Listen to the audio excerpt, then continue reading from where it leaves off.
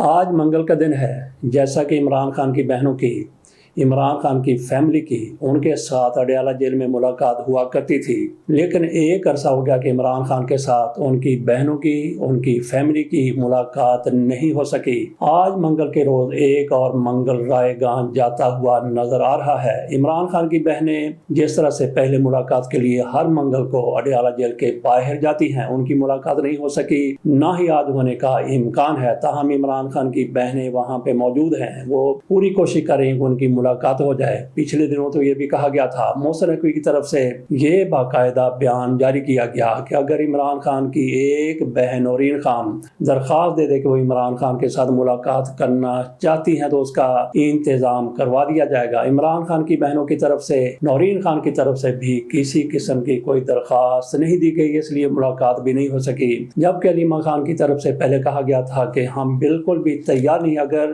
نورین خان ملاقات کر لیتی ہیں تو پھر یہ عدالت میں جا کے کہہ دیں گے کہ آپ نے تو حکم دے رکھا تھا کہ اتنے لوگ مل سکتے ہیں، یہ تو ایک بہن ان سے مل کے آ گئی ہے تو یہ سارا کچھ ہمارے خلاف جائے گا۔ لیکن بعد میں انہوں نے بھی اپنے بیان سے رجوع کر لیا تھا، انہوں نے کہا کہ ہم یہاں پہ آ گئی ہیں، نورین خان یہاں پہ موجود ہیں، ان کی عمران خان کے ساتھ ملاقات کروا دی جائے، لیکن انہوں نے چونکہ شاید درخواست نہیں دی تھی اس لیے ان کی ملاقات نہیں ہو سکی۔ آج ان کی بہنیں ایک مرتبہ پھر اڈیالہ جیل کے باہر موجود ہیں اور کچھ کارکن بھی وہاں پہ گئے اور بہت سے کارکنوں نے وہاں پہ جانا اس لیے چھوڑ دیا ہے کہ علیمہ خانم کی طرف سے کہا گیا تھا کہ یہاں پہ کسی ایم این اے کو، کسی ایم پی اے کو اور بھی کسی عہدیدار کو اور کسی سینیٹر کو آنے کی ضرورت نہیں، آپ جائیں اپنے اپنے حلقوں میں جائیں، جا کے احتجاج کریں، اس لیے بھی کارکن وہاں پہ نہیں جاتے۔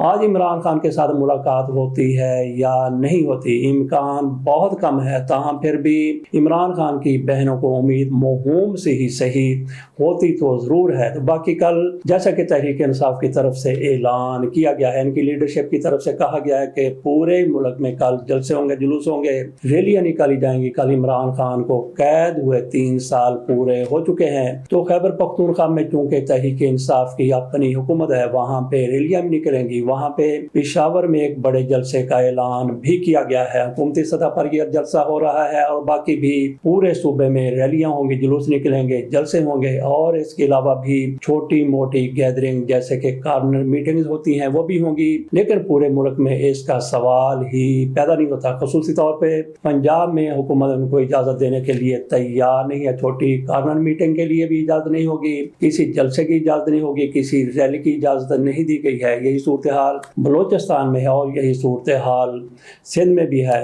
فرض کر لیا جائے کہ اگر تحریک انصاف کی طرف سے بڑے بڑے جلسے کر لیے جاتے ہیں، پنجاب میں بڑا جلسہ کر لیا جاتا ہے، خیبر پختونخوا میں تو خیر کئی جلسے ہونے ہیں، بلوچستان میں بھی ہو جاتے ہیں، سندھ میں بھی ہو جاتے ہیں، تو کیا عمران خان کی صحت پر کوئی اثر پڑے گا؟ کیا جس طرح سے آج کل تحریک انصاف کا یہ بہت بڑا مطالبہ اور بہنوں کی طرف سے بار بار ایک ہی بات کی جاتی ہے کہ عمران خان کا علاج کروایا جائے، ان کو ہاسپٹل میں داخل کروایا جائے اور ہماری ملاقات بھی کروائی جائے، تو کیا اس پر کوئی نہ کوئی حکومت نوٹس لے گی؟ تو کیا ایسا کوئی امکان ہے کہ ان جلوسوں کے باعث جس طرح سے احتجاج کیا جانا ہے، مظاہرے کیے جانے ہیں، ان کے باعث عمران خان کا علاج بھی ان کے مطالبے کے مطابق کسی ہاسپٹل میں کروایا جائے گا اور عمران خان کو کوئی ریلیف بھی دیا جائے گا؟ ملاقاتوں کا سلسلہ کیا پھر سے شروع ہو جائے گا؟ پہلے ان کی طرف سے یہ کہا جاتا تھا کہ عمران خان کو رہا کیا جائے، پھر عمران خان کی ملاقاتوں کے حوالے سے بات ہونے لگی اور اس کے بعد پھر عمران خان کی آنکھ کی علاج کے لیے بات ہونے لگی، لیکن یہاں پہ نہ تو عمران خان کی رہائی ممکن ہو سکی، نہ ہی عمران خان کے ساتھ ملاقاتوں کا سلسلہ شروع ہو سکا اور نہ ہی عمران خان کا کوئی علاج کرانے کے لیے تیار ہوا ان کے سامنے جس طرح سے ان کا مطالبہ تھا۔ دیکھتے ہیں کہ کل کے جلسے جلوسوں سے عمران خان کی صحت پر کیا اثر پڑے گا۔ کوئی اثر پڑتا ہوا ویسے نظر تو نہیں آ رہا۔ اگر کوئی صورتحال ڈرامائی موڑ نہیں لے لیتی تو اس کے ساتھ یہ ساری صورتحال مشروط بھی ہے۔ تو باقی جس طرح سے آزاد کشمیر میں مسلم لیگ نون کو وہاں پہ برتری حاصل ہو گئی ہے، 2 مرحلوں میں انتخاب ہو چکا ہے اور ایک مرحلے کا انتخاب باقی ہے، 11 سیٹوں میں سے 10 پر الیکشن ہونا ہے مسلم لیگ نون کی طرف سے 45 کو نشستیں ہیں 23 نشستوں پر کامیابی حاصل کر لی گئی ہے، گویا ان کی طرف سے سادہ اکثریت حاصل کر لی گئی۔ اور اب یہ کہا جا رہا ہے کہ میاں نواز شریف صاحب نے پارٹی پالیسی واضح کر دی، کچھ لوگ کہتے ہیں کہ واضح کر دی، کچھ لوگ کہتے ہیں کہ وضع کر دی ہے۔ ویسے لگتا یہی ہے کہ میاں صاحب کی طرف سے پارٹی پالیسی جاری کی گئی ہے، وضع کی گئی ہے۔ میاں نواز شریف کی طرف سے کہا گیا ہے کہ وہاں پہ جو سینئر قیادت ہے، سینئر لیڈر ہیں، جو جیتنے والے ہیں، ان کے ساتھ مشاورت کی جائے گی کہ وزیر اعظم کس کو بنانا ہے۔ اور اس کے ساتھ ہی میاں نواز شریف صاحب کی طرف سے کہا گیا کہ اصولی فیصلہ ہم نے کر لیا ہے کہ وہاں پہ کابینہ کو مختصر رکھنا ہے، چھوٹی کابینہ بنانی ہے پاکستان میں۔ جب یہ مسلم لیگ نون والے بالکل آزاد ہوتے ہیں، ان پر کوئی چیک اینڈ بیلنس نہیں ہوتا، تو وزراء کی تعداد یہ 100 تک کھینچ تان کے لے جاتے ہیں۔ آج کل ان کو چونکہ بڑا پابند کیا گیا ہے، اس لیے باقاعدہ منظوری لینی پڑتی ہے وزراء کی، کابینہ کی۔ آزاد کشمیر میں بھی ان پر یہی سارا کچھ لاگو ہونا، جیسا کہ میاں نواز شریف صاحب کی طرف سے کہا گیا کہ کابینہ مختصر رکھی جائے گی۔ اور یہ بھی ہو سکتا ہے کہ میاں نواز شریف صاحب نے جس طرح سے پالیسی وہاں پہ وضع کر دی ہے، اس میں یہ بھی شامل ہوگا کہ جیتنے والے ہی کو وزیر اعظم بنایا جائے گا، اور جس بندے نے الیکشن جیتا ہوگا اس کو ہی وزیر بنایا جائے گا۔ ویسے تو میاں نواز شریف صاحب نے بھی اپنے آپ کو پیش کیا تھا کہ میں وہاں کا وزیر اعظم بننا چاہتا ہوں، ساتھ ان کی طرف سے کہہ دیا گیا تھا، یہ تو میں نے مذاق میں بات کی ہے۔ تو باقی کچھ لوگوں کی طرف سے کہا گیا جس طرح سے شاہ جہاں تھا، اس نے اپنا تاج محل بنایا تھا، اس میں رہنے کی اس کو اس طرح سے فرصت ملی تھی کہ ان کو قید کر دیا تھا۔ انہوں نے اپنے بیٹے سے کہا، اورنگزیب عالمگیر سے کہا چند بچے مجھے دے دی جائیں تاکہ ان کو پڑھا کے میں اپنا وقت گزار سکوں۔ اس پر اورنگزیب عالمگیر صاحب کی طرف سے کہا گیا، بادشاہ کے بیٹے نے بادشاہ کو اپنے ابے کو کہا کہ میرے ابا جی کی چونکہ بادشاہ رہے، ان کی خوئے بادشاہی نہیں گئی، ان کی خواہش ہے کہ چلیں بچے ہی سے ہی میں بادشاہی تو کرتا رہوں۔ یہی کچھ میاں نواز شریف کے حوالے سے بھی کہا جانے لگا۔ بہرحال اب ان کی طرف سے ایک پالیسی وضع کی گئی ہے۔ وہاں پہ کس طرح کی حکومت بنے گی، ظاہر ہے میاں نواز شریف صاحب کی پارٹی وہاں پہ جیتی ہے اور اس نے جھنڈے اپنے لہرا دیے ہیں، جیت کے جھنڈے لہرا دیے ہیں، لیکن ماننے والے لوگ نہیں ہے، کوئی ماننے کے لیے تیار نہیں ہے۔ ان کے علاوہ، اس پارٹی کے علاوہ کوئی بھی پارٹی ان نتائج کو ماننے کے لیے تیار نہیں ہے۔ آئی پی پی کی طرف سے بھی نتائج کو مسترد کیا گیا ہے۔ بلاول بھٹو زرداری نے تو زوردار طریقے سے نتائج کو مسترد کر دیا، وہ ماننے کے لیے تیار نہیں، بلکہ وہ تو دھمکیاں دے رہے ہیں کہ ہم اپنی سیٹیں چھین کے دکھائیں گے، سیٹیں لے کے دکھائیں گے۔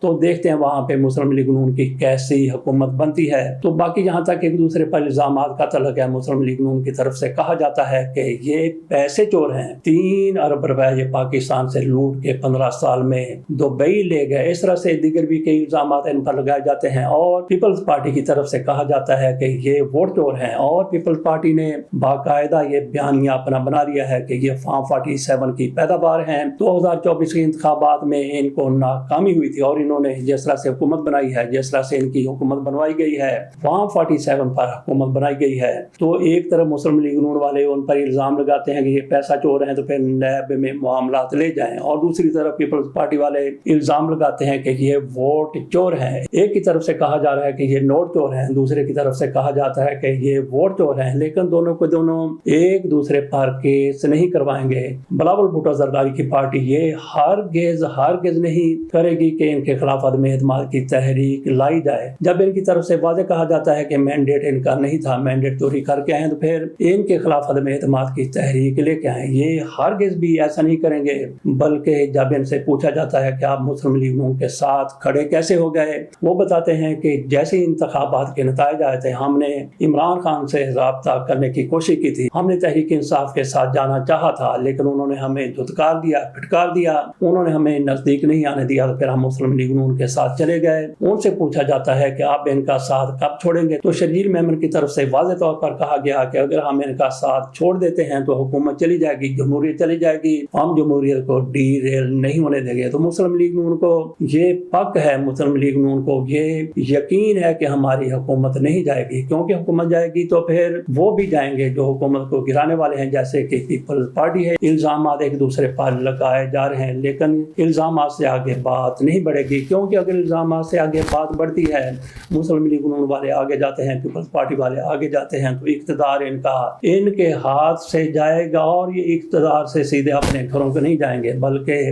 سیدھے جو کچھ انہوں نے کیا ہوا ہے, جو کچھ ان کے طرف سے ایک دوسرے پر الزامات لگائے گئے ہیں, انہی کے تحت یہ جیل میں بیٹھے ہوئے نظر آئیں گے. مذہبی امور کے پاکستان کے وزیر ہیں سردار محمد یوسف صاحب, ان کی طرف سے پرانا راگ نئی دھن میں نئے سر میں الاپا گیا ہے. ان کی طرف سے صوبہ ہزارہ کے بارے میں بات کی گئی ہے. وہ کہتے ہیں کہ 3 قراردادیں ہم نے صوبہ ہزارہ کے حوالے سے منظور کر رکھی ہیں, فوری طور پر ہزارہ کو صوبہ بنا دیا جائے. جیسا کہ ہمارے جنوبی پنجاب کے سیاستدان ہیں, سیاستدانوں کے علاوہ بھی کچھ لوگ ہیں, تاجر ہیں, سرمایہ کار ہیں, ان کو صوبہ کوئی زیادہ ہی تیزی سے بڑے عرصے سے آیا ہوا وہ کہتے ہیں کہ کچھ اور ہوتا ہے یا نہیں ہوتا. ایک سرائیکی صوبہ بنا دیا جائے, جنوبی پنجاب کا صوبہ بنا دیا جائے. سب سے زیادہ وہیں پہ شور شرابہ ہوتا ہے کہ نیا صوبہ بنایا جائے. تو ان کو جب کہا جاتا ہے کہ آپ دونوں مل کے ایک صوبے کے بارے میں بات کر لیں, بہاولپور والوں سے مل جائیں, بہاولپور والے کہتے ہیں کہ سوال ہی پیدا نہیں ہوتا کہ ہم ان کے ساتھ ملیں گے. وہ کہتے ہیں کہ ہماری تو ایک ریاست تھی, 1 یونٹ میں اس کو لے لیا گیا تھا, ہمارا وہی صوبہ بحال کر دیا جائے. وہ کہتے ہیں کہ ہماری ریاست کو صوبے کا درجہ دے دیا جائے. یہ دونوں مل بیٹھنے کے لیے تیار نہیں ہے. اور ان کی طرف سے کہا جاتا ہے, ملتان والوں کی طرف سے جو جنوبی پنجاب کی بات کرتے ہیں, وہ کہتے ہیں کہ سرائیکستان بنا دینا چاہیے. سرائیکستان کیوں بنا دینا چاہیے؟ سرائیکی ایک پنجابی لہجے کا نام ہے, نہ کہ یہ ایک خود مختار قسم کی بولی ہے. بہرحال ان کی طرف سے یہ مطالبہ کیا جاتا ہے. اور سب سے زیادہ جیسے کہ کہا کہ ان کو جنوبی پنجاب والوں کو صوبہ آیا ہوا ہے, اور اس سے تھوڑا سا کم ایم کیو والوں کو بھی صوبہ آیا رہتا ہے. وہ کہتے ہیں کہ کراچی کو اور حیدرآباد کو سندھ سے الگ کر دیا جائے, جبکہ پیپلز پارٹی والے اس کی شدید مخالفت کرتے ہیں. پیپلز پارٹی والے ایسے ہیں, جیسے ہی سندھ کی تقسیم کی بات ہوتی ہے یا پھر کالا باغ ڈیم کی بات ہوتی ہے, تو پیپلز پارٹی والے تپ جاتے ہیں, برم ہو جاتے ہیں, اور یا پہ سے باہر ہو جاتے ہیں. پھر نہیں دیکھتے کہ جس بندے نے ایسی بات کر دی ہے, ان کے مزاج کے برعکس بات کر دی ہے, تو پھر اس کو کہاں تک پہنچا کے آتے ہیں, اس کو کیا کیا ان کی طرف سے کہا جاتا ہے, کوسنے دیے جاتے ہیں, بلکہ اور بھی بہت کچھ کہا جاتا ہے. جس طرح سے محسن نقوی صاحب کی طرف سے ایک مرتبہ پھر صوبوں کی بات کی گئی ہے. تو ناظرین, یہاں پہ ہماری اپنی بھی ایک رائے ہے کہ صوبے اگر بنائے جا سکتے ہیں تو بنا دینے چاہیے, لیکن وہاں کے لوگوں کا, وہاں کے صوبے کا اس حوالے سے کنسنسس ہونا چاہیے, اتفاق رائے ہونا چاہیے. اس میں کوئی شک نہیں. آپ بات کر لیں, یہاں پہ جنوبی پنجاب, یہاں بہاولپور ہے, ملتان ہے, بہاول نگر ہے, دیگر بھی یہاں پہ قریبی شہر ہیں, ان کو اپنے معاملات کے لیے لاہور آنا پڑتا ہے. اسی طرح سے اٹک سے, چکوال سے بھی لوگوں کو لاہور آنا پڑتا ہے. کوئی نہ کوئی ایسا ارینجمنٹ ہو جانا چاہیے کہ وہیں پہ ان کے مسائل حل ہوں. جیسا کہ عمران خان کی طرف سے جنوبی پنجاب میں ایک سیکریٹریٹ بنا دیا گیا تھا, لوگوں کے وہیں پہ مسائل حل ہونے لگے تھے, لیکن اس کو آج کی پنجاب حکومت کی طرف سے ختم کر دیا گیا ہے. آخری خبر کی طرف چلتے ہیں. پاکستان سے گیا ہوا قومی باکسر, وہ لندن میں یا پھر UK میں, برطانیہ میں غائب ہو گیا, وہ فرار ہو گیا ہے یا پھر اغوا ہو گیا, اللہ بہتر جانتا ہے. اس حوالے سے کہا یہ جا رہا ہے کہ دولت مشترکہ کھیلوں میں مردوں کے 60 کلو گرام مقابلے میں پاکستان کی نمائندگی کرنے والے نوجوان باکسر قدرت اللہ خان گلاسکو میں ٹیم ہوٹل سے لاپتہ ہو گئے. ٹیم حکام کے مطابق وہ قومی دستے کے ساتھ وطن واپسی کے لیے روانہ نہیں ہوئے, جبکہ ان کا سامان کمرے میں موجود تھا. پاکستان باکسنگ فیڈریشن نے واقعے کی تصدیق کر دی ہے, اور پاکستانی قونصل خانے سمیت مقامی حکام کو اطلاع دے دی گئی ہے. اللہ کرے کہ یہ نوجوان محفوظ ہو. اگر یہ فرار ہو گیا ہے تو اپنی اطلاع خود دے دے گا, جیسا کہ پاکستان سے لوگ وہاں پہ جاتے ہیں, نوجوان جاتے ہیں, کھیلوں کے لیے جاتے ہیں, یا پھر PIA کے ساتھ عملے کے طور پر جاتے ہیں, وہیں پہ کھسک جاتے ہیں. کوئی برطانیہ میں کھسک جاتا ہے, کوئی کینیڈا میں, اور کوئی امریکہ میں. اگر اس طرح سے یہ نوجوان کھسک گیا ہے تو الگ بات ہے. اگر یہ اغوا ہو گیا ہے, دشمنوں کے ہتھے چڑھ گیا ہے, کسی اور کے ہتھے چڑھ گیا ہے, تو پھر اللہ اس کی خیر کرے. دیکھتے ہیں کہ ہماری ایجنسی اس حوالے سے کیا کردار ادا کرتی ہیں. ان کے گھر والوں کی کیا حالت ہوگی. ہو سکتا ہے کہ اگر وہ وہاں سے فرار ہوا تو اپنے گھر والوں کو اعتماد میں لیا ہو, اگر اس کو یرغمال بنایا گیا, اغوا کیا گیا ہے, تو ان کے گھر والے کتنے زیادہ پریشان ہوں گے. اجازت دیجیے, اللہ حافظ.